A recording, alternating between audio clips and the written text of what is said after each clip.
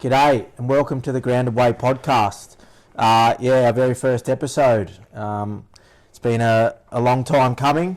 Well, actually, I'll probably lie. It's probably only been 3 weeks that I come up with this idea, but here we are. Today I'd just like to introduce my first guest, being Luke Robertson. Podge, welcome. Thanks, Corey. So a few followers would know Luke, Podge to me, from sort of around the traps locally for us. But the reason I've got Luke in today is that sort of during my journey with mental health and these sort of things, Luke was sort of the first one that I reached out to, and wouldn't be sitting here today, mate, if I didn't reach out to you, would I? No, probably not. It's I suppose when you put it like that, it hits home. But it's just probably something that I don't know, expected as a good mate. You're just always there for your boys. So absolutely. Yep. Yeah, no, very much appreciated. So obviously got Luke on today. I just want to. I've just wrote a few things down in terms of introducing the podcast and sort of how it came about and why it came about. So I will be reading off a bit of paper for that. But as the podcast sort of goes on, as we sort of go through the episodes and stuff like that, it'll be more we'll sort of wing it a lot more. It'll be quite raw, we'll speak about things that sort of hit home for a lot of people. So just bear with us. This first one, it will be a little bit sort of scripted, but from there on it'll be all hell. Two blokes with no idea, Absolutely. Not knowing what's going on. 100%. I sort of reached out to Luke. When was that? Only last week at work. I said, I think you need to be my first guest, bruz, because I didn't know how it was going to go. I was going to do it on my own, but as you'll hear in my bit of a spiel here, is the reason I've got Luke on today, just to sort of kickstart it for me. And there's a high possibility that Luke will probably be a guest in quite a few of the episodes if he's willing. I'll just put it on him now. But nothing wrong with going balls deep, Corey. Nah, sort of how we live life. Yeah, that's how we do it, isn't it? But so I'll get to it. I'll sort of introduce the podcast, sort of my script that I've sort of put together, because I had all these ideas and thoughts come to me, and I just wanted to write them all down and sort of get out to all the listeners sort of how I want it to run, and what I really want it to stand for as a community. So I'll bear with me. I'm not the best reader, but we'll see how we go.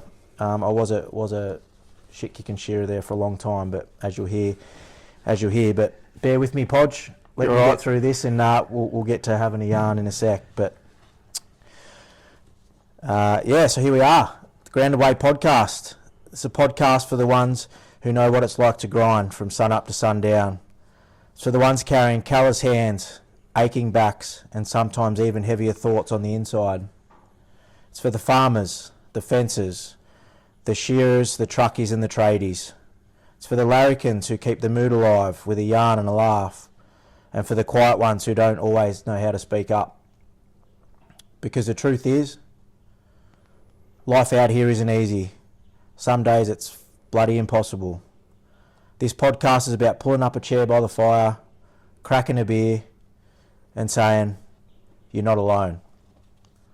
This podcast is for the rural folk, the backbone of this country, the ones who live it, breathe it, and fight through it every single day. If you've ever sat in the shearing shed, bone tired, wondering how you're going to do it all again tomorrow, this is for you. If you ever sat around a campfire with your mates, swapping stories that are half serious, half piss takes, but somehow exactly what you needed to hear, this is for you. It's especially for the ones struggling to find a voice, the ones who don't know how to reach out or where to start.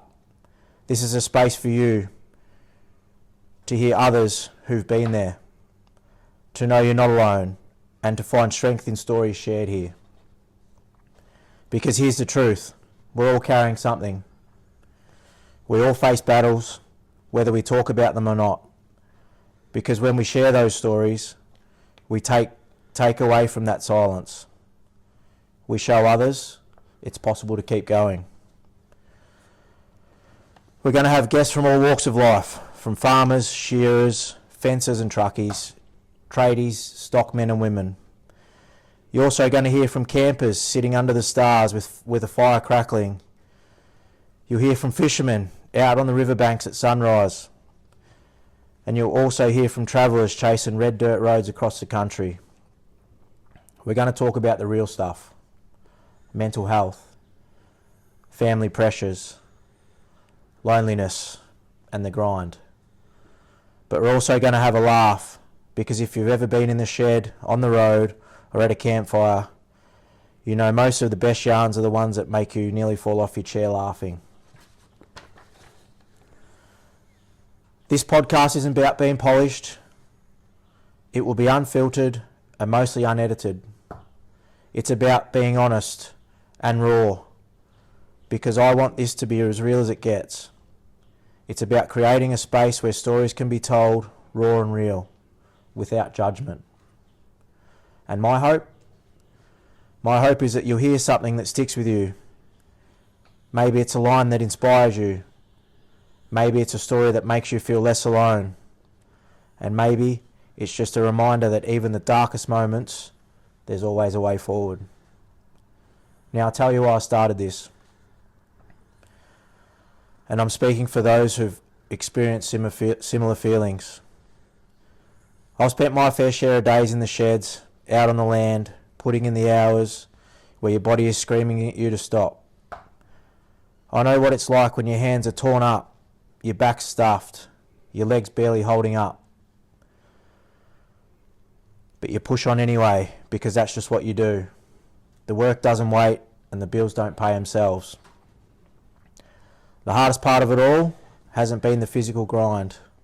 It's been the silence, the weight in my head, those battles nobody else can see. There were times I thought I had to carry it all myself, that I couldn't let anyone know I was struggling. Maybe it's pride, maybe I'm stubborn, maybe it's the way I was brought up. But I kept my mouth shut and I got on with it until I couldn't anymore. I've seen too many good people down the same road. Good mates, family, people from the community. People who look strong as steel on the inside, on the outside. But on the inside, they were hurting. Some found their way back and some didn't. That silence, it can be deadly. That's why I decided I wanted to build a clothing brand, which I'll speak to down the track. But to me, it's not just a brand. It's a way of saying, life might kick you down, but there's always a way to stand back up. The resilience, the stories, and the pride in what we do. And this podcast, well, this was just an idea that came to me when I realised I was too broke to afford to buy my first drop. It was an idea of advertising and marketing my clothing brand, Grounded, to give people a place to have a voice, a place where those who've been through the fire to share their story, and maybe help someone who else is right in the middle of it. A place where the funny stories are heavy ones that both matter, because they're all part of this life we live. So yeah, here we are, episode 1, the start of something I hope becomes more than just a podcast, more than just a clothing brand. I hope it becomes a community, a place where stories and voices can be heard, and silence is broken. So yeah, that's a bit of a spiel, Bruz. Well done, bud. That's funny. So you obviously graduated grade 2 there. Yeah. Not bad for a shit kicker. Yeah, I did do year 12. Oh, did you? Yeah. Yeah, no, I knew that, but I was probably long gone by then. Yeah, done the VCAL, so didn't take much of it. I wanted to be a builder, I think, but transitioned into the shearing shed. Half that little script, you could have been a journalist, I reckon. Well, yeah. Yeah, absolutely. So following that, I've just got a bit in terms of sort of my story. So that sort of was how this came about, and sort of my goal going forward for the podcast. So I'll just follow on with this, and yeah, once I've finished reading my essay, we'll get into a yarn, will we? Let it rip, potato chip, I reckon. So get into it. Here we are. So yeah, I grew up in a small town in Victoria called Warndoo. My childhood was simple, fair, and full of lessons that matter most. My mum and dad worked hard. Dad still shears to this day. And mum worked every job that she could to support us. We didn't have it all, but we never went without. And we were taught to respect others and appreciate the little things. Naturally, I followed my old man's footsteps into the sheds. Shearing wasn't just work. I was born into it. Over 18 years, I travelled across Australia and New Zealand, stood on the competition boards, and even pushed myself through 3 24-hour shearing marathons, raising nearly $200,000 for charities. But behind all this, I was struggling. A relationship breakdown that left me broken, with kids I love, but a life that felt like it was slipping away. I battled drugs, alcohol, and some dark places in my own head. When COVID hit in 2019 and 2020, it all came to a head. That's when I finally reached out to a mate for help, and it was the start of my healing journey. I reconnected with friends, reconnected with my culture, something I'd never truly done before. I met my partner who helped save my life, and I began working with Aboriginal communities, helping others help me heal. Through all this, I've seen the cost of silence. I've lost mates, I've lost family, all to suicide. And I know what it feels like to believe you're not alone, to believe you're alone in the fight. That's why I'm committed to making sure no one else has to go through this without knowing there's help, there's hope, and there's a way forward. Today, I find my balance in simple things: sitting by the campfire, playing footy with my mates, making artefacts in the shed, and chucking a line in from the boat. Those things keep me steady. They keep me grounded. And that's how this brand and now this podcast was born. Grounded is about the stories of struggle, resilience, of life on the land and life in the mind. It's for the shearers and the battlers, the farmers and the fencers. It's for anyone who knows the grind of long days, tough yards and heavy thoughts. And most of all, it's for those who feel they don't have a voice, and to remind them they're not alone, and to inspire them to keep going. So yeah, that's probably a bit of a sort of insight as to what this podcast is going to be about going forward. Obviously there'll be some heavy conversations, and speaking with men, women. I was going to say, that was pretty deep, bro. Like, yeah. It's I suppose the last couple of weeks you've kept all that hidden from me, and I didn't even know I was going to be on until about 3 days ago. But good on you. No, cheers, guys. Yeah. So there is obviously sort of other podcasts and things out there that sort of, I guess, cover this sort of stuff, but it's a passion of mine, and I don't think you can have too many things like this out there that like I said earlier, it could hit just one person, and hopefully save someo's life. Look, and as you said, it's like part of your journey too. It's like it's part of your healing. So obviously we've got a photo over there of T-Man there. We lost T-Man nearly 2 years ago now. 2 years ago. Close mate of ours, brother to me, really. Wonderful show. Weekend of a competition. It's because of things like that. And my journey, you've been through it, we'll get to that later, really wanted to reach out. And I know, I've said a lot here about wanting to reach farmers, shearers, fencers, all that, but in reality, I just want to reach anyone that's, might not have worked, out on a farm in a shearing shed. If you're just in an office or sitting behind a computer or whatever, we're here for you. That's right. I think it does. It's widespread. So it's for all the community, and well done. Yeah. So anyway, Podge, give us a bit of a rundown on who you are, where you're from, what was your upbringing like.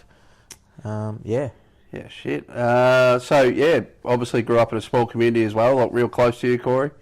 Our families, both parents were in the same social group and connected through sport. So I mean, can't complain about where I grew up and what I did. It's like I had everything that my parents worked to the grind, and back before qualifications were a thing. And I remember my old boy working a couple of jobs. I had everything that we wanted. It mightn't have been big and shiny, but as kids, or myself, whether it be motorbikes or sort of getting to a family holiday, sort of we got there.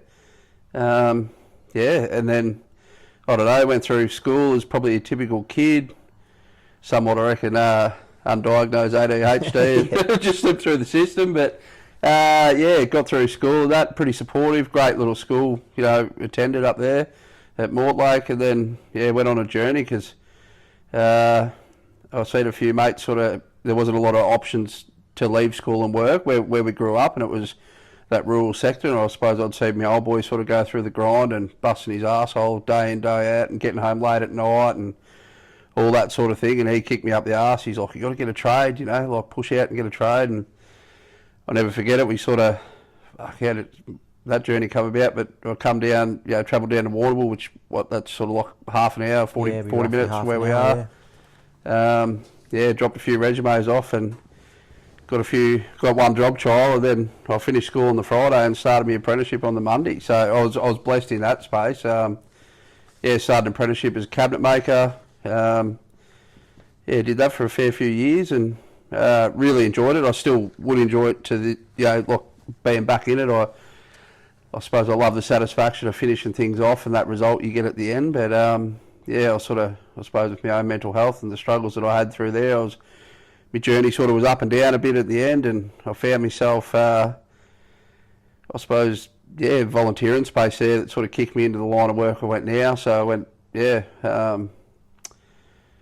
through it, worked a bit of disability, which I'll froth on. Like spent most of my time working alongside children with disabilities. It was also real eye opener, I suppose. I got into something that I didn't know I could do. I probably never backed myself. I just sort of chipped away at what I knew and all that sort of stuff. And then, moving forward, I went into a thing called out-of-home care, which I had no idea about. I thought I was just working disability, and the supervisor rang me up one day and she's like, I need you to work in this house. And I'm like, yeah, sweet. And it was great because I was, obtaining me contracted hours real quick because I was doing bigger shifts and that. It turned out I made some really good mates through that space and supported some young fellas, and they've set them off on their journey. And moving forward, worked but still in the community services sector. It's a lot of people like the pen pushing job, or you do nothing. You're always bloody down the street eating with your clients or doing stuff like that. But then sort of probably got me jam. I've just recently scored a job, working with Aboriginal youth. It's sort of been a passion of mine. I've grown up with a lot of boys, a lot of mob, and played a lot of sport with guys, and yourself being Aboriginal. So I don't know, work-wise, I'm bloody cooking it at the moment. I love it. So 2 children. I've got one from a previous relationship. She's gorgeous, 14-year-old girl. And one in the current relationship, 10-year-old boy. So he's just like pretty much a mini me, like into everything that I was into when I was young. And beautiful, big rig. Shout out to the big rig. Hey, big rig. He'll probably be watching this. He's bloody more technology bound than me. He'd be like, Dad, I seen you on TV. And a beautiful partner. So, I sort of, I suppose, I stumbled across her, and then instantaneously she started supporting me. And I was at rock bottom when, we started probably, spending the majority of our time together. And, I reflect back now too, like pretty much what you said about your current partner, Corey. It's, I probably wouldn't have been here without her drives him mad sometimes. Like fucking, we go to war with each other, but we also, go to war with the world. So she's right behind me. But yeah, that's probably about me. Having struggles, you know that. Like, I used to hide them, but pretty happy to talk about it now. Yeah, and it does. It like really affects me sometimes. I'm talking about it because it hits home, and I sort of feel that the door's never closed. I suppose with mental health, you got to keep on top of it, sort of thing. Like it's it can sort of, well, in my space, it can sort of jump back up pretty quick. If you're not looking after yourself or doing the right things to fill your cup. And 100%. Yeah. Thanks, brother. Thanks for introducing yourself. I just wrote a couple of notes there. So we'll stick on the our struggles for now, and then we'll get to the lighter stuff as we go on. But so you did do a bit of lived experience speaking for a local org here in Warrnambool. Foundation. So that was sort of.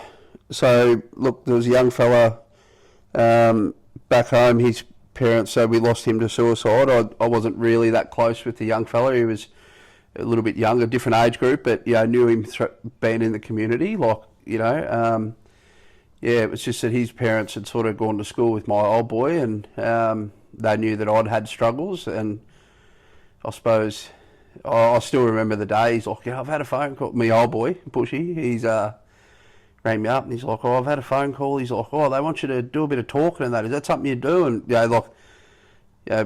mental health, that shit, that was years ago, Corey, and small community. So even my old boy was a bit spun out. He didn't have an idea what was going on. But I sort of went and had a yarn, and probably before I did engage with the lived experience talking and stuff like that, I sort of had to go through my own bit of a journey and acknowledge some stuff, and started on some medication and stuff like that. Had a really good psychologist that was connected to the foundation, like he was one of the OGs, and he took me under his wing and sort of pointed a few, I suppose, reality checks out to me at the initial stages. Yep. So I did for a short, well, not a short period. It was over probably 3-year journey. I did sort of volunteer my time with them and travel around to schools and stuff with the foundation, and just talk about a lived experience in a space. Like, just trying to, I suppose, break down the stigma around mental health. Sort of what supports you can get in place and stuff like that. And I still remember, probably the biggest one that really hit home for me was I went back to Mortlake College and had to do a presentation up there, and I was, back then it was raw as shit, it was rough. It was hard to get up in front of people, and there was like lots of teachers that had taught me and still teaching at the school, and hear my journey, I could just see their faces, it sort of, it hit home too, and I don't, it was such a raw environment, I think, because we're all connected to each other, and they knew me growing up, and it was just like, I could see the teachers, shit, like, we need to get better. Like, it was probably one of the better ones that I've had, Because, it's like when you speak about small communities and these sort of things, like I said in my bit of a spiel there, like, people that you see every day look like they're, kicking goals, and then, it's the things that you don't know that's going on behind the scenes, or in their personal lives that we have that one that we generally speak about because we know the young fella. I'm not going to mention his name, but I did a presentation at a footy club. I never played at that club, but I played a shitload of cricket with the young fella, and he was a fair bit younger, and like, we were real good mates. I was like the big brother to him, a few of them boys, and I didn't even see him, because sometimes when I used to do my presentations early, you're just sort of looking across the room and doing the old picture of everyone naked, not really, but just trying to get yourself through that journey. Read the room, that young fella had left that presentation that night, and I didn't even know that, and I don't even think his footy club sort of knew that, and then it was a bit of a rough journey for that. It had triggered a little bit with him, and I suppose hearing my story, he sort of reached out, but it was pretty rough and raw for a little bit. He reached out and then disconnected for a long time, and I think it was about 2 days, none of his family or even himself, but I have full kudos to him, because got his shit sorted, playing footy. He's got a couple of kids on the go. Great partner. Like he's really addressed it. And yeah, I suppose it's half my journey. It helps me too. You know, knowing the fact that I probably saved him, and you know, big balls on his behalf to reach out. Yep. Yeah. Yeah. Yeah. No, he's kicking goals now, and I believe he's playing footy at a local footy club outside of Warrnambool, and going really well. So yeah, that's a great story that's come of those. He's actually coaching next year, I think. Is he? Yeah. Yeah, great. Yep. Yeah, no, that's good. So. And I mean, if you can get people that have been through journeys like his to step up potentially out of his comfort zone to lead a group of boys, you know, he's you know, had experiences in his personal life that I believe will benefit that footy club and that team of guys that he's taken on next year. You know, he'll identify these sort of things and he can support them, you know, off the field as well. So that's great. In terms of our, I spoke earlier about how I reached out to you after a sort of my struggles it was just after COVID, I think, wasn't it? So we're allowed. Yeah, it was after COVID. Yeah, it was about 2021 late, I think, or early 2022. We were in the mad lockdowns, but we're allowed to do everything we wanted to do. Yeah. Anyway, I'll just sort of recall. Yeah, so obviously left a relationship, a 5-year relationship, 2 young kids. I mean, don't get me wrong, great relationship early on, just moved a bit too quick, and unfortunately we sort of grew apart in the end. And it's just the way things go sometimes. But yeah, I was very grateful to get 2 awesome kids out of it. Levi's pretty hectic, and Lexi, she's just a little darling, but she's got some sass too. But just going back to that, do you remember the day I reached out to you? Yeah, I do. There was probably one key day that I clearly remember. I think you'd probably touched base a couple of months earlier, and this was completely left field too, because like we've grown up together, really tight mates, and we've always sort of been.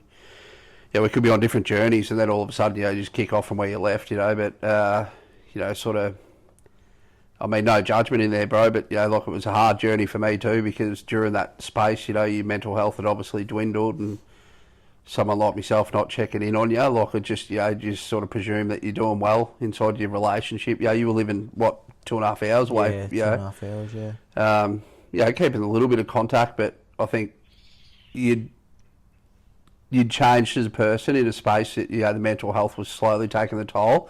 I wasn't even aware of that at that point. Like, didn't even really think about it. I was probably doing my own journey. But that day I do remember. So I was having my annual holiday, kicking back at the beach. I was probably had a skinful at that time, like at our campsite, and the phone call that you gave me, I initially probably knew that there was something up, but I still remember it. You rang me. Well, I'll just say to the crew, but you rang me and you said, "Oh, hey, bro, what's going on? I'm going to buy a fishing rod. I'm going to fish off the Portland Breakwall." Well, there was nothing out of the normal about that, apart from the thing that flagged me was I was like, why the fuck are you going to buy a fishing rod? Like, you've got a shed full of them, and you love your fishing. Yeah.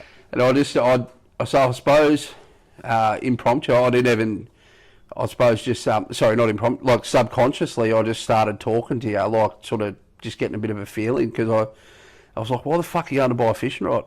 It was, I mean, you and your brother used to go over to Portland, your father all the time, fishing and sleeping on the wall, like that's not out there, but that's when I suppose our conversation really opened up, and I knew you were struggling, and that was I don't know. I suppose that's where the invite come. Yeah. Because sort of prior to that, sort of early 2019, 2020 was obviously had one attempt early, sort of as COVID hit, was my first attempt. And that was a fucking rough time, bro, because I was a part of that, like it's in the space that, just I suppose the listeners here, we hadn't had a lot of contact, but, just the odd phone call here and there, and then next minute, you got your ex-partner, well, your partner at the current time, in the space that she was, and she was worried too, ringing up trying to get me to assist, and I was like, fuck, I don't even know if I'm ready to deal with this shit.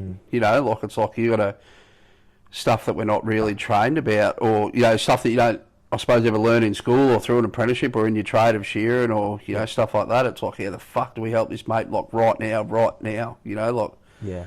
So yeah, obviously, just to sort of elaborate.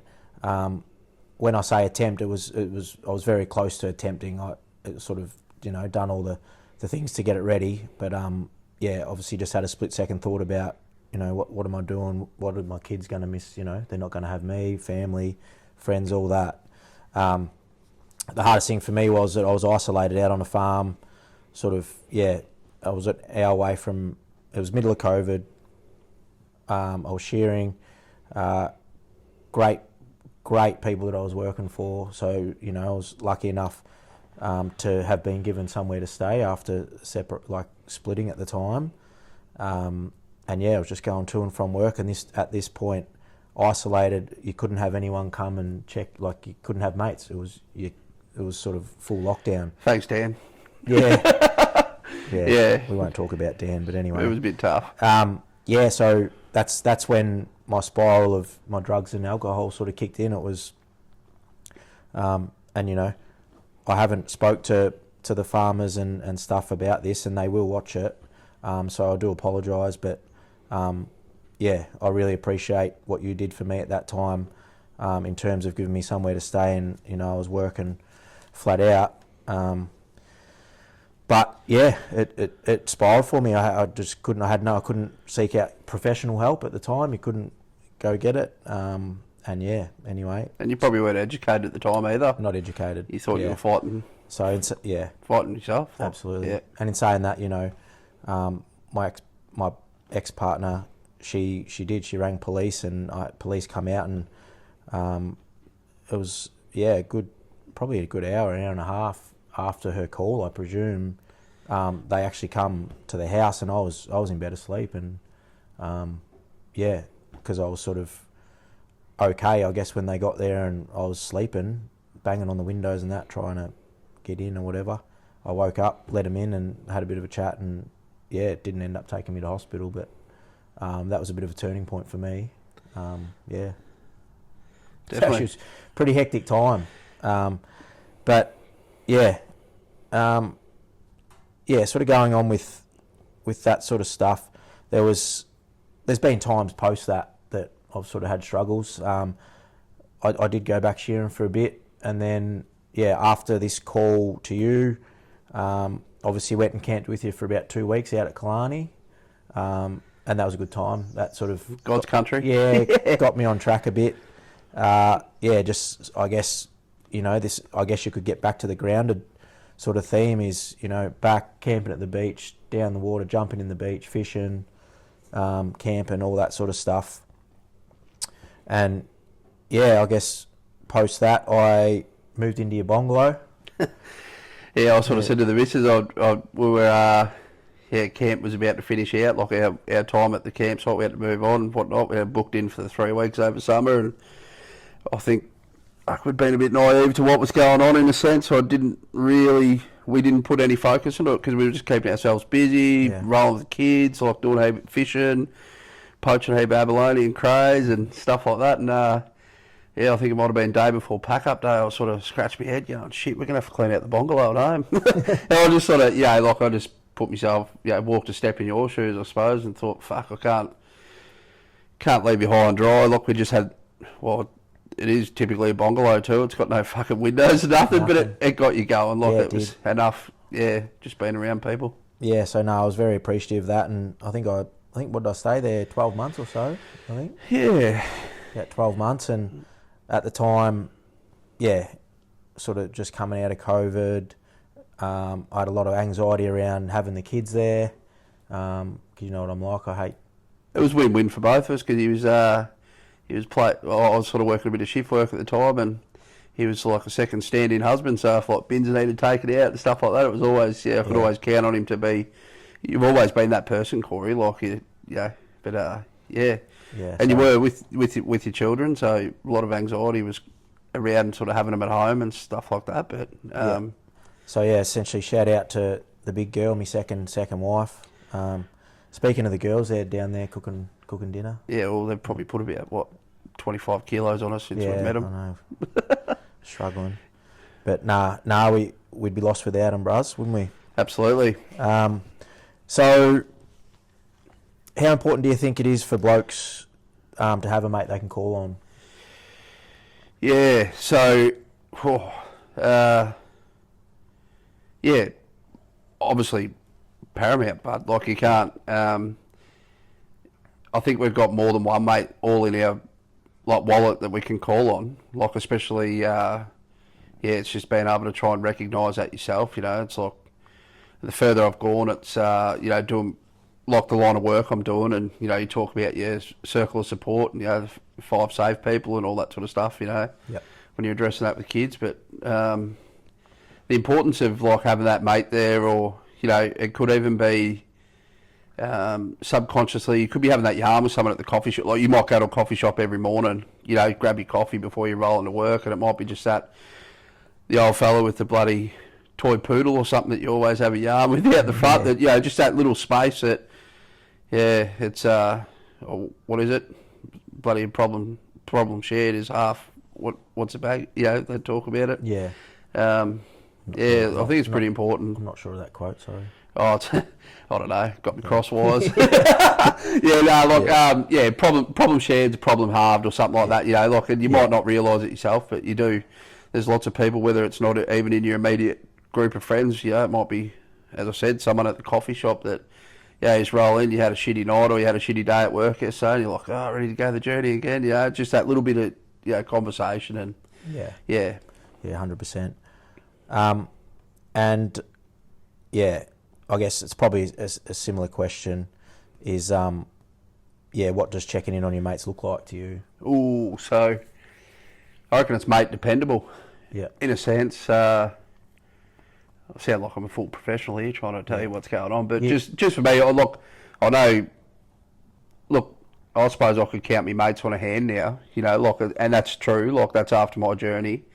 You go from being a young fella, you got you couldn't even fit them in a bloody footy oval, let alone, you've got all these associates and stuff, but, they're just typically associates, you're all hanging out, doing your thing, but, so checking in on your mates, so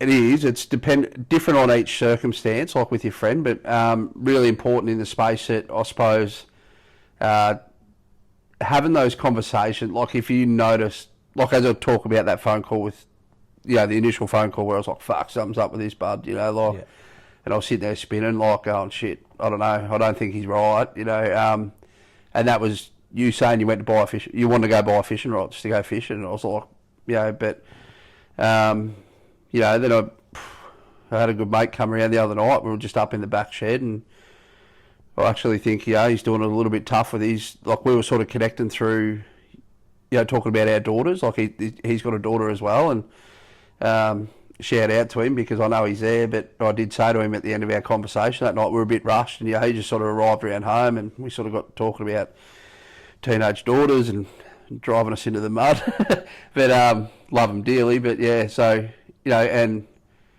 I was sort of somewhat, said to him, I'm like, we're going to have to catch up and have some dinner one night, because I know that I just read in that story that he had a lot more to share. We were same. Yep. We're going through the same struggles. So. Yep. Yep. Yeah. You did say there before around, you could count your mates, good mates on one hand now. I'm probably the same. I probably only need half a hand. Obviously I've got a lot of mates out there, but there's probably only 2 or 3 that I'd ring up for these sort of conversations. I think that I'd... Just got to be able to stand up when you ring them. That's the thing. Nath, shout out to you, brother. You're one of them, way up in Echuca. Up there with a bit better weather at the moment, isn't he? Probably smoking a bit of meat being Sunday night. He sent me a Snapchat yesterday, or it might have been this morning, fencer obviously, and he's there friggin' just gone out and bought the wet weather gear up in Echuca. Oh, is he? So, still running straight lines though, Nath, I guarantee. Good dude. Shout out to you, brother. We'll film a pod by the campfire one day this summer, I reckon. We'll get up to the river. Yeah. That's probably it in terms of sort of those, heavy sort of conversations, brother, it was I'll just probably just one thing on that, Corey. It's yourself now. I suppose once you sort of start to work out, you've got that that sort of, you mightn't be feeling right yourself, and just try to break that stigma down. But also just having what services are on hand close by, 100%, is really important. So the further I got on my journey with in the community services role, supervision. I don't even talk about work. Yeah, I fucking blow all my steam out, man. I swear to God, they think shit, this kid's cooked, but it's good, and that sort of just it freshens me up. But also just having someone, you can call, or like a helpline that you feel comfortable with, because not all of them you can connect to, but and that's not, it's back to an individual and their feelings there, but just 100%. sort of having those magnets on the fridge, I suppose you could say, that's in a right. space, That's exactly right, and we will put those numbers up that people can call. We'll drop them below the pod at the end there. So that's a great point, Podge. I did have that in my notes here to let everyone know that there's plenty of numbers you can call. If you're not comfortable, call a number, call a mate. You can DM me. I couldn't give a fuck. You can even get on there and text now. You can text the helplines and stuff too. So yeah. I mean, as many. I'm happy to open 100 DMs if people are, want to reach out, because in the field that we work in now, from that transition, I've sort of got a note here. We'll talk about it in a second. We'll go into it now. So obviously, staying with you in the bungalow, I've gone and pretty much been told by you and the big. We probably should break it down to viewers. So that's a bungalow. Back in the day, I probably would have called it a bungalow. Back in the day, Didn't mind anyway, punching a few, did you? Yeah, keep going on. It sort of got to a point where, Podge and the big girl Brooke, they pretty much said to me, "You're done with shearing. Fuck that. We're writing your resume and we're putting it in for you." And that was sort of the transition from the shearing shed Monday, and I was working up in ICU. Shearing shed Friday, up into ICU Monday morning, pretty much. Been a couple of weeks liaison. later, Aboriginal liaison officer in the hospital. So, and then obviously transition now into social and emotional wellbeing worker. Went from the Dungers to the Chinos. Yeah. Yeah. But we'll talk about sort of that stuff as the episodes go on and stuff like that. I sort of don't want this one to drag on too much. But in saying that, obviously I jumped out of my comfort zone to do that. I was fucking shitting bricks, and I had no real connection to culture or community back then. And it was pretty much sort of, you see those cartoons where people are getting pushed through the door and their fucking feet. And that was me. I was sitting back, rubbing my hands, going, "Boy, get in there," because I know you got a lot to give, bud. So no, I'm very grateful for sort of being given, told to have a crack, and just around that, obviously you jumped out of your comfort zone to jump into the community services space. Yep.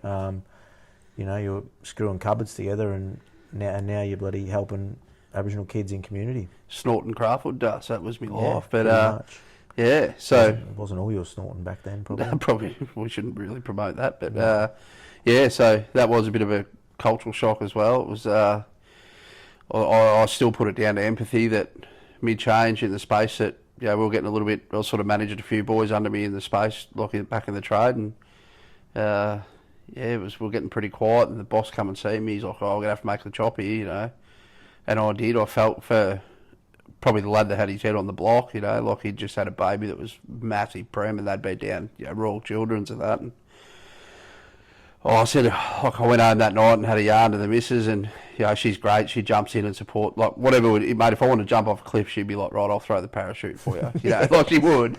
She'd fucking probably bash me at the top of the cliff, but went to work the next day and. Stepping out of my comfort zone, I handed him my resignation to the boss, and he was a bit spun by it. But I just said, "Mate, if those boys can't do what I'm doing, Yep. And that was my journey. That was a step in. Yep.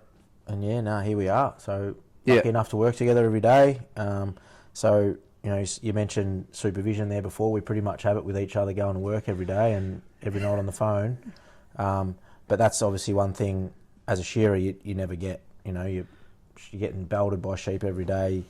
It's a tough industry, but you know, it gave me a lot. And then it's that masking at the end of the day. So it's like, I remember, you know, back when I was, it did me a little bit of time in the sheds and rolled around with you and that. It's like, you know, you busted your ass, you've been put up like, well, when I was a wool handler, you know, like pulling fucking shit out of wool. And yeah, look, but it was a great environment inside the space, you know, working flat out. You had a really good team, and by the end of the day, your body's flogging and you're just masking everything with, like, you know, substances and alcohol and the drive home, you know, trying to get home and get your grinding going. Yeah. And that's the thing, you know, your day starts at 5 a.m. and, you know, you get to work and you're travelling home an hour or 2 hours and you're not getting to bed till 10 or 11 and you're up again to go. So, yeah.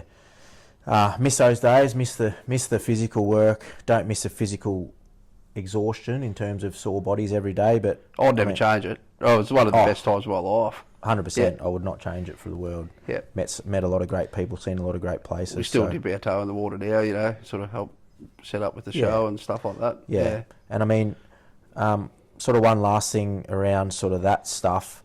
It was our last one, wasn't it? The Let's Talk one, Shearathon? That was our last one. Yeah, that was the last one. Yeah. So we'll just touch on that briefly. So that was... So post our second Shearathon, which was the muscular dystrophy, the Merri River one. Yep. And the Skene Street Special School. We did that for Levi and kids with disabilities. Shout out to all them kids out there. Hope everybody. Yeah, it was a pretty special event, that one. Absolutely, yeah. I think especially having them all, like, not all, but majority of the school supported us. You know, still ran a bus down and just having them kids there too. Yeah. Sorry to cut you off. No, you're right. That was a pretty special event. It was amazing. I mean, just to see some of those kids come down and, you know, happy, smiling and that sort of stuff. And then, you know, post that, being called back up to the school, I think we gave Skene Street 45 grand or something like that. Oh, yeah, something roughly that. Yeah. We made about 90 grand for that, sort of the two schools split that. But, you know, to go back up there, be invited back up there to see, you know, new oval, new track around the oval for them to ride their scooters and bikes on, the disabled gym equipment, the disability basketball rings, all that sort of stuff. Push bikes they got, you know, be able to ride around their track. Yeah. So, yeah, post that one was sort of when I really hit rock bottom in terms of shearing. Yeah, you didn't really look after yourself. Yeah. I just had knee surgery. And yeah, so that was sort of the space where I was like, fuck this, I'm out. And just for the audience out there, that's, you know, you talk about 24-hour shearathon. So, I mean, I'm not trying to claim fame here, but you, your dad and your brother, so that 24-hour shearathon, that event actually ran for 36 hours. So these guys were in gear for 24 hours, so big. Yeah, it was massive. I mean, and I mean, Dad died 3 times. Yeah, pretty much. But and then that was sort of where shearing. I was done with shearing mentally, physically. But then I was obviously talked into doing the last one by Dad and Brody, and that this one was for mental health. So that sort of it drove me a bit to be able to get back up there and obviously defy a few odds because I wasn't shearing I wasn't shearing at all. I was working in the hospital and anyway, we got that done. But that was a big one. That was for mental health, and we had obviously the boys from Neil, Josh and Brandon, and we had Phil Edwards as well, Brody and Dad. So a couple of wool handles from up north. Yeah. So who did we have? We had Fitzpatrick. Beck. Sorry, Beck. Yeah. Yeah, so we had Beck and... That's what the shearathon does, Fever and we had a massive team, put it that way. We had a huge team. It wasn't just the shearers on the board, it was the girls. I want to shout out to Fever if I can. Sorry. The scuba. This is the old scuba. So, yeah, Ridgel OG, she sort of taught me all I know in the sheds, especially around the boards and all that stuff. And, yeah, for her to jump on, that was a really big thing for her too. Yep. You know, like she's been through a bit of a battle and...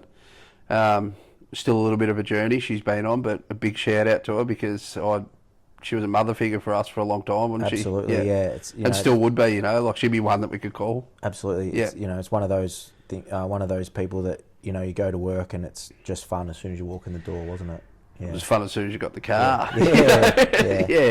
Yeah. So obviously that one we raised close to 100 grand for mental health. So that's not bad. Like, you see these events and so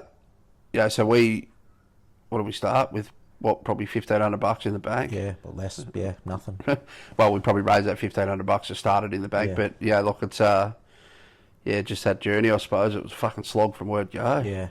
And I mean, I'd say I wouldn't do it again. I probably wouldn't do it again in terms of shearing, but you know, if there was not doing it. No, I'm no fucking way I'm doing it. No way. I fucking hope I'm doing it again. Nah.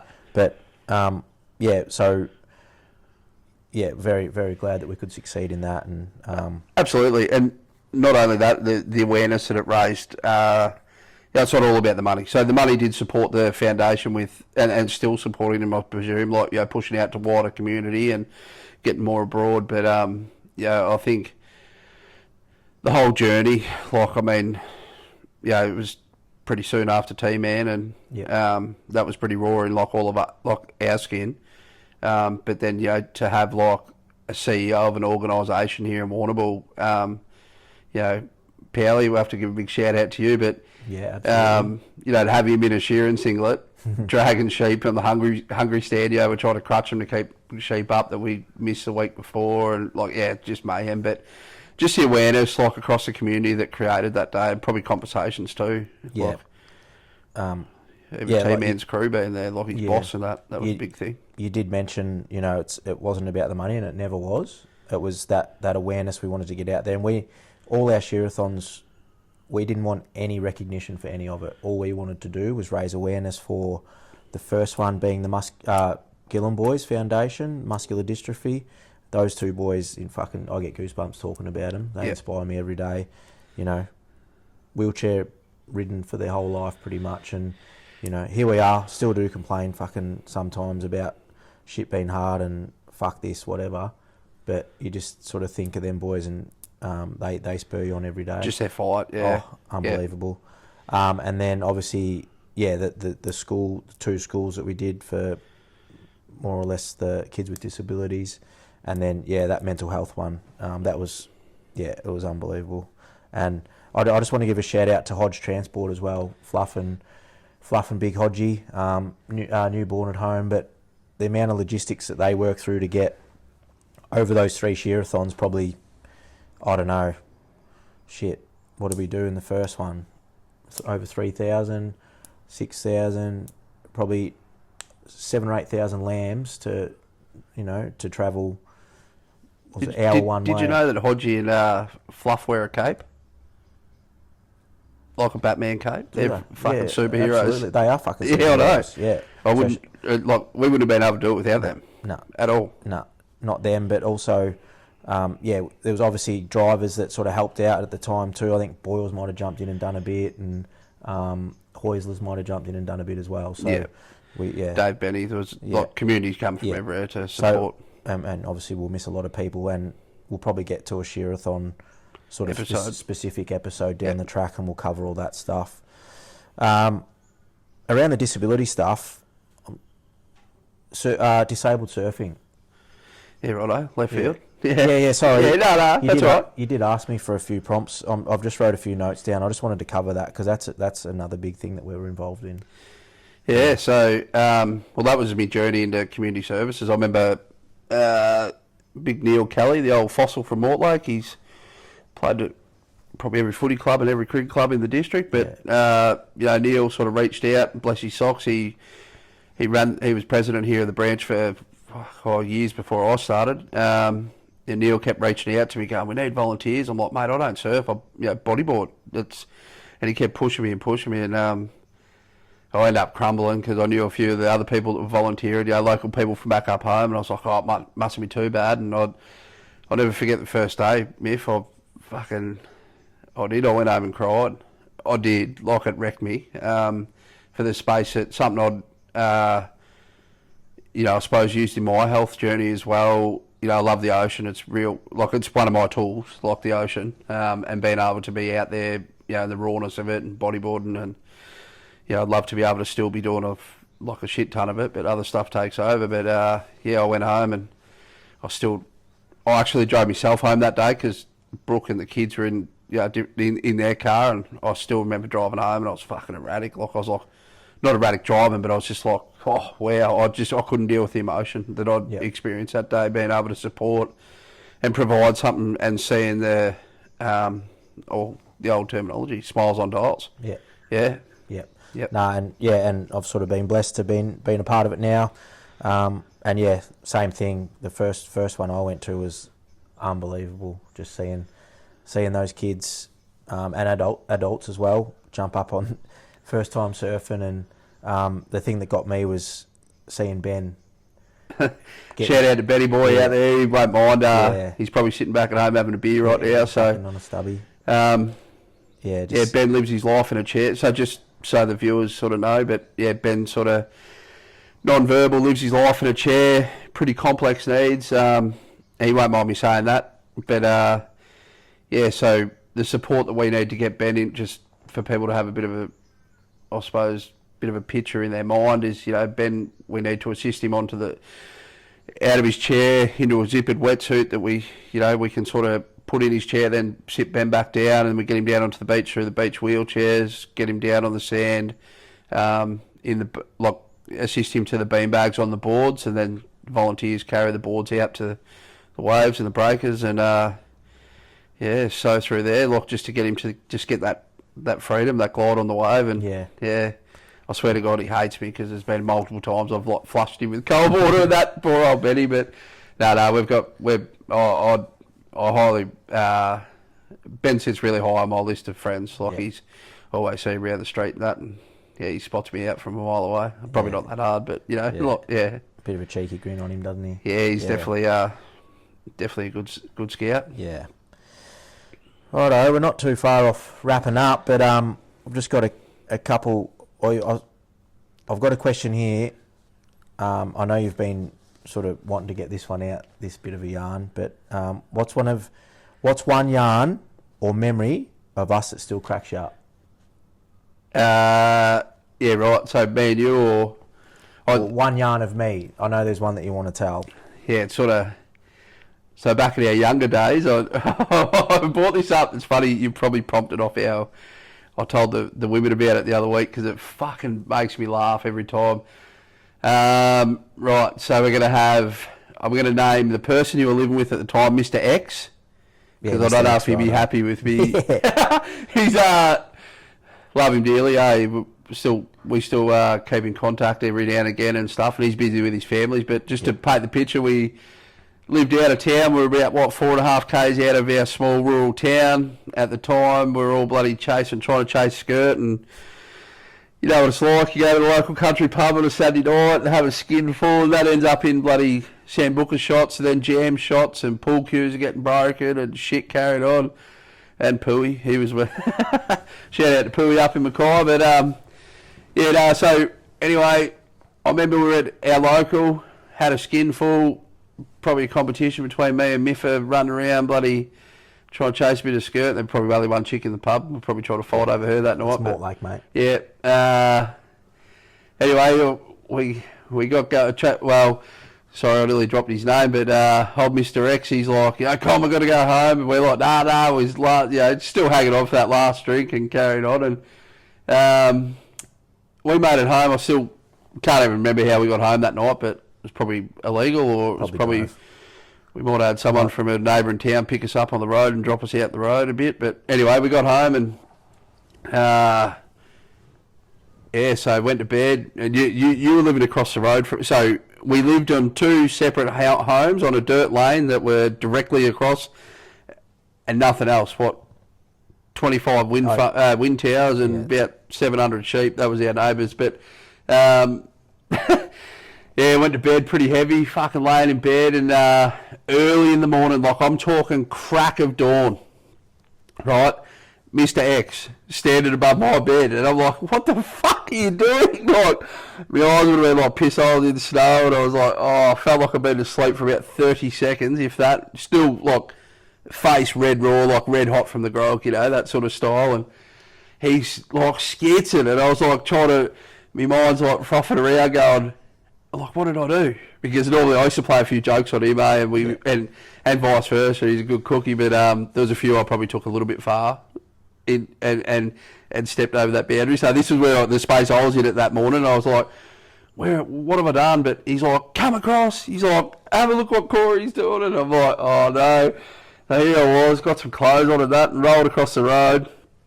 And I walked in the house, and so, like, typical old farmhouse, neat, two blokes living in it. Should have been a lot worse than what it was, but walked in, I was like, what is that smell? I couldn't work out what was going on, and you sort of come through a bit of what you call it a mudroom sort of thing, straight into the kitchen, and here's Corey.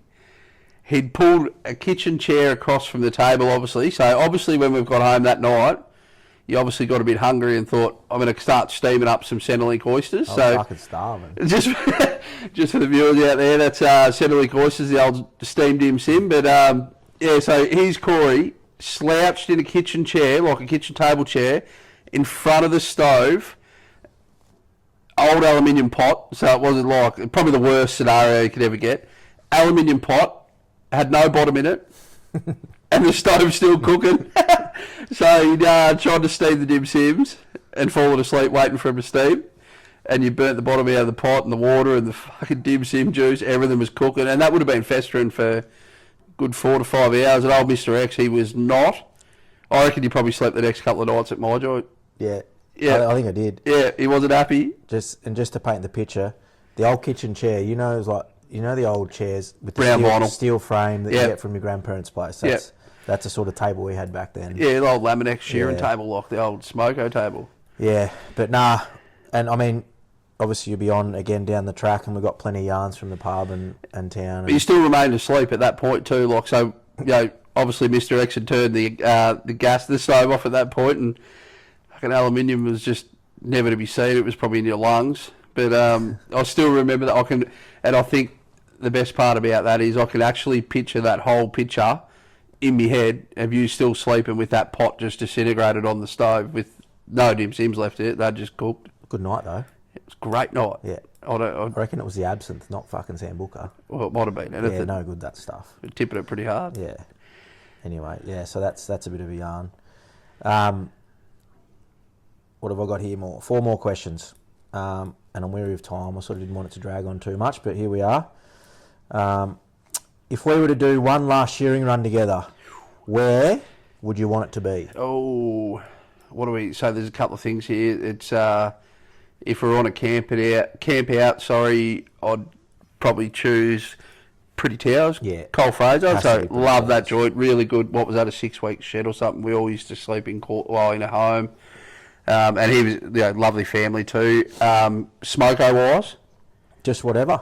How would you want it to be? Kirsty Wilson and Bushy Wilson. Oh yeah. Yeah, it's 2-stand shed. Oh yeah. Pizza toast for Smoko.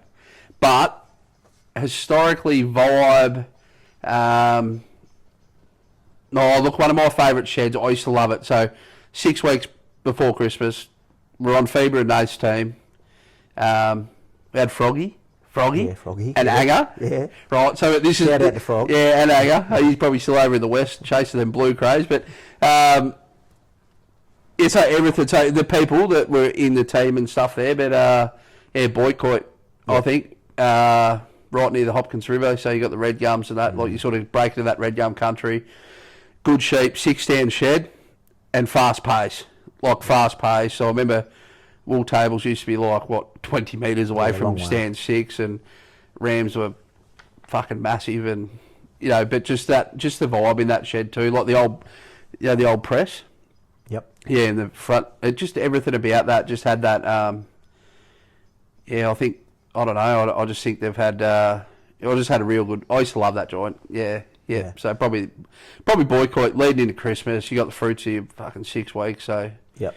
Have your cut out back at Fair Nace, and then you're on your journey, Christmas holidays. The old Borkoi was a good shed. I learnt rousing in that shed and had shore there a few times. But yeah, the atmosphere there was always good fun, wasn't it? What about yourself? What shed would you go? In terms of locally, I always used to enjoy Quamby. Oh yeah. Yeah. shore me first 300 there. Yeah, Quamby. So Sam Robinson, Jim Robinson, Alex, they were some of the best sheep going around Dad shearing run at the time. Yep. But that was just like, I mean, I was the slowest shearing 300, and there was old Spike and Gerald and that shearing There's another 5 one, and Spike. 600 a day. Yeah. Yeah. So, that was in terms of money shed, great. Atmosphere was always awesome, music pumping. Yeah. And just sheep getting smashed out. Well, Spike had the best play. He probably still does. Best playlist in the sheds I've had. Yeah. So, locally, but I can't fault. I've been on some awesome jobs with Robbie Crouch, A-Team shearing, Milky, but New Zealand, mate. New Zealand for me is the jam. 100 mile an hour all day, every day. Yep.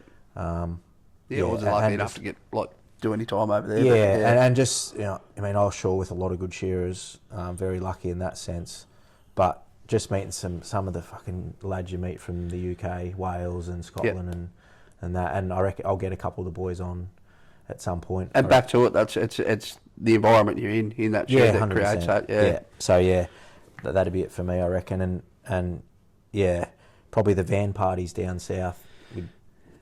We'd pull up in the car park of the pub, and we wouldn't get out of the van till fucking 1 a.m. Go have a shower, up again at 5 to go to work. Yeah. Yeah. And then cutouts over here would have to be the bonfire cutouts, I reckon. Fee Nace down the river, or we had a pretty good one at home there. Geez, I had a pretty wicked one over at Camper down at Coffee Shed. Mm. That was a good cutout. Yeah. Yeah. We won't go into detail. We won't go to that one, but yeah. Nah. So we've got a couple short questions here, bud, and then we're pretty much wrapped up. But campfire or pub? Ooh, tough one. Been off the piss for 2 months. You have, yeah. Been to some gutsy pubs. I still love... Yeah, so that's one of my challenges. I do love the old country pub. I never really got...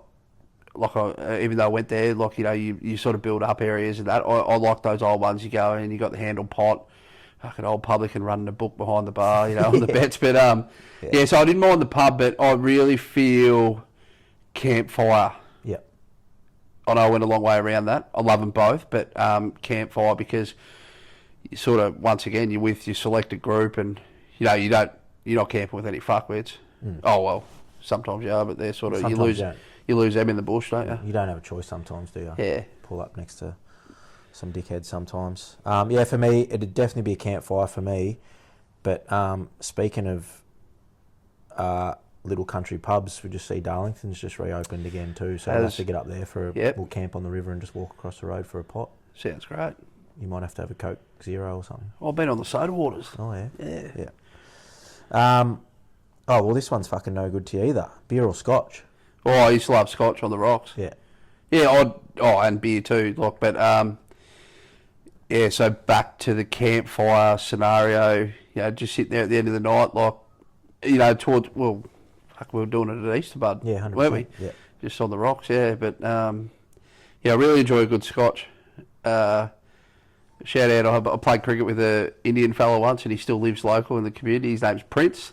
Oh, yeah. Shout out to him. He had some very, very high quality, I'm talking $10,000 bottles of scotch that we used to indulge in. Mm.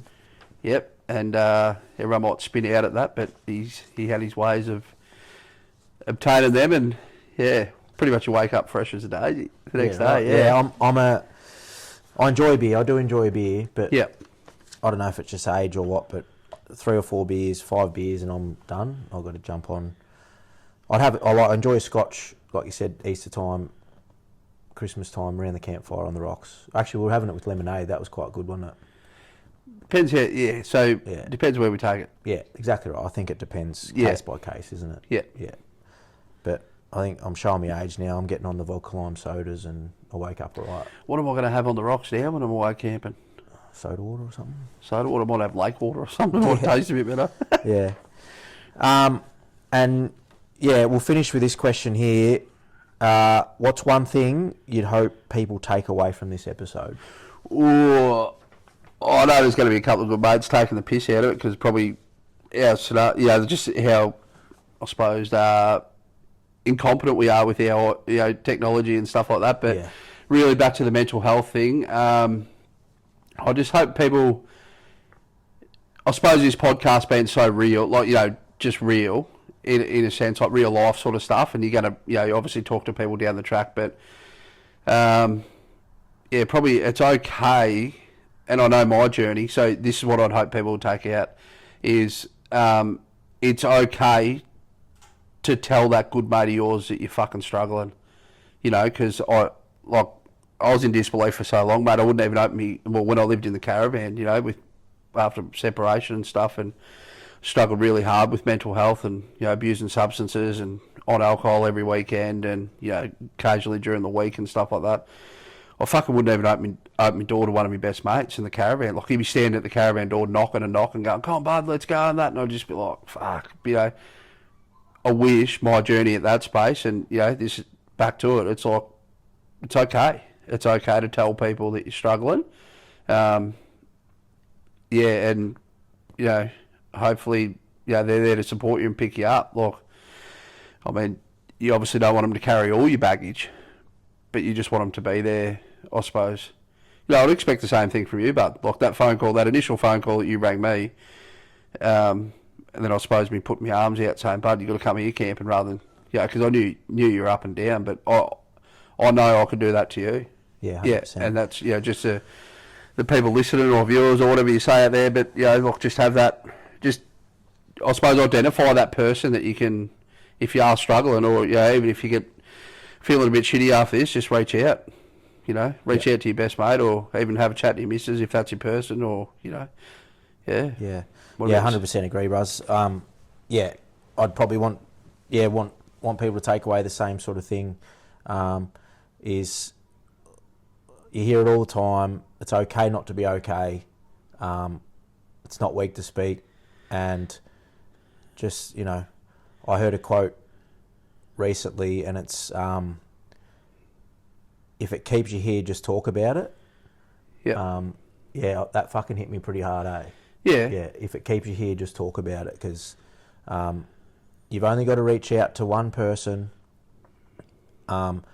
And, you know, it might be a person... Look, I know this is probably going to hit home with us a lot too, but you think back, you know, when we lost old mate, you know, we seen him that day. Exactly right. And, you know, as shit as it is, like, it's... I know you would have, I know everybody in that community where we witnessed him that day, everyone would have wrapped him up. Yeah. You know, because he's, like... Everyone's valued. That was his community. But everyone's valued. That's the thing. It's like... You know, it doesn't matter how shit you're feeling about yourself. There is, there is. Yeah. There's someone there that loves you. 100%. Yeah. So. Yeah. So yeah, and yeah, obviously, that sort of wraps it up. Yep. Wraps it up for the first episode, and obviously we appreciate everyone that tunes in and is following. Yeah, jump onto Instagram and give us a follow, and there is a link on there for people to. You're doing the old like follow, like, follow, like, all that. Yeah, we'll get to that one day. We'll Yeah. run a few competitions. Like I said, I'm running off an oily rag, so I've got no merch for it at the moment. I've got a few stickers here actually for me clothing brand, but we'll get out there. But if there's any sponsors out there that want to jump on board, I've heard there's some bloke building sheds in town here somewhere that might sponsor. Alphonse. DH or someone. Yeah. I don't know. Stink, I think they call him. Yeah. Don't know what sort of bloke he is, but anyway, if he wants to reach out, he can. But anyway, yeah, thanks for joining us on the Ground Away podcast. These stories are real, they're raw, and sometimes they hit close to home. So if you're out there struggling, please know you're not alone. There is help and there is hope. If someone you know is in crisis, please reach out, put them onto any sort of helplines and stuff like that. DM me. Just reach out, because you know, I'll sit there all night and reply to 100 messages if I have to. But yeah, we'll there's all these hotlines you can call, Lifeline and Beyond Blue, and all these hotlines. We'll put all the numbers in the comments, and don't hesitate to reach out. So thanks for joining us on the first episode of the Ground Away podcast, and see you episode 2. Thanks, Podge. No worries. I think we got there. I think we got it. Yeah. Cheers. All right.